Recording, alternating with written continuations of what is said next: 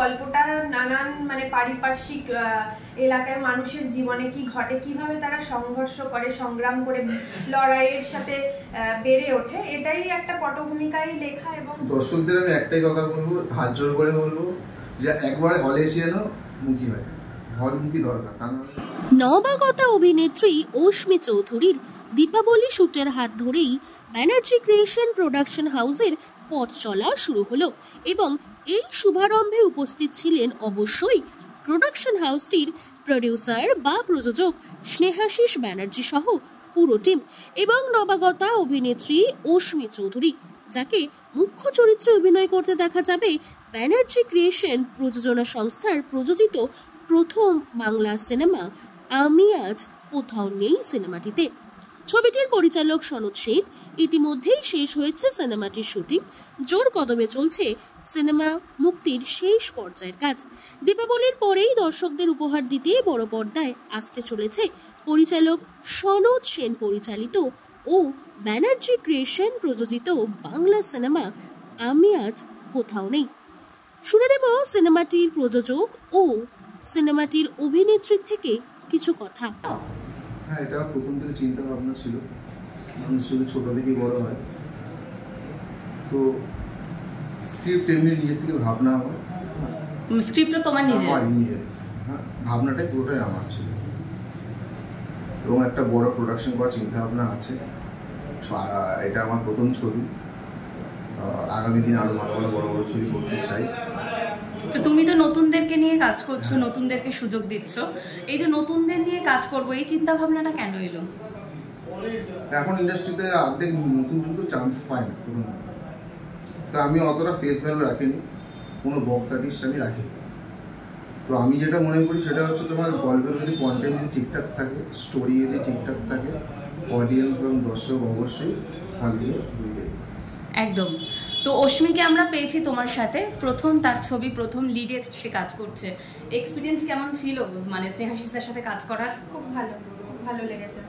মানে প্রথম তো এই যে মানে একটা থিয়েটারিক্যাল ডেবিউ তোমার হতে চলেছে, এই বিগ স্ক্রিনে তুমি নিজেকে দেখবে, মানে সেইটা কি ভেবেছিলে কোনোদিনও যে তুমি অ্যাক্টিং করবে বা অভিনেত্রী হবে? ভেবেছিলাম। আমি কখনো এই সাইড বা এরকম রোল আমি করতেও চাইনি, আমি করলে লিডই করব, এটাই আমার প্রথম থেকে ছিল। কিন্তু আমার অ্যাক্টিং করতে ভালো লাগে এবং আমি চাই করতে, এর জন্য মানে যখন সুযোগটা পেয়েছি আরো ভালো করে কাজ করার চেষ্টা করেছি, এটাই আর কি। তো প্রথম যখন সুযোগটা এলো মানে তখন এক্সাইটমেন্ট কতটা হয়েছিল? অনেকটা, খুব ভালো লেগেছিল। তো তোমার চরিত্র সম্পর্কে যদি একটু কিছু বলো। আমার এই ছবিতে চরিত্রটা ভালোই, খারাপ না, মানে পরিস্থিতি অনুযায়ী সেটা একটু চেঞ্জ হয়ে গেছিল, দুরকম চরিত্র এখানে রয়েছে, তো সেটা দেখলেই বুঝতে পারবে দর্শকেরা কেমন। আর গল্পটা সম্পর্কে যদি ছোট্ট হিন্টস একটা কিছু দাও যে কিরকম ধরনের গল্প? এটা মানে কালীঘাটের পটভূমিকায় কেমন করে ছোট থেকে শিশুরা বেড়ে উঠছে, কিরকম তাদের কালচার, এরকম ভাবে গল্পটা নানান মানে পারিপার্শ্বিক এলাকায় মানুষের জীবনে কি ঘটে, কিভাবে তারা সংঘর্ষ করে, সংগ্রাম করে লড়াইয়ের সাথে বেড়ে ওঠে, এটাই একটা পটভূমিকায় লেখা। এবং নানান রকম কিছু রয়েছে এই ছবিটার মধ্যে দিয়ে, মানুষের জীবনের সংগ্রাম, ছোট থেকে বাড়াবো, আবার একটা ভালো পরিবার, তার কিরকম আরো অনেক কিছু রয়েছে, এটা রিভিল করতে এখনই চাইছি না। ছবিটা হলে এসে দেখলে সবাই বুঝতে পারবে এবং সব পরিবারে দেখার মতো একটা ছবি। এটা কমার্শিয়াল ধরাবাঁধা সেই কমার্শিয়াল ছবির মতো নয়, একটু আলাদা, কিন্তু আবার কমার্শিয়ালও বা মানে একটু নতুনত্ব ছোঁয়া আছে।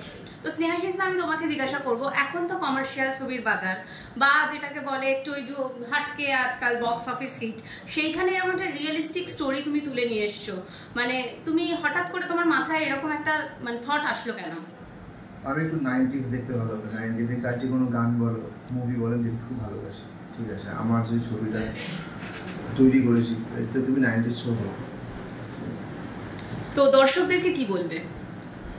দর্শকদের আমি একটাই কথা বলবো, হাত জোর করে বলবো যে একবার হলে এসে যেন মুখী হয়, হলমুখী দরকার, তা নাহলে ছবি, বাংলা ছবি এই হয়। বাংলা ছবি দর্শক মানে দেখতে হবে, ওটিটি প্ল্যাটফর্মের অপেক্ষায় থাকতে চলবে না, তাহলে হলে এসে দেখতে হবে।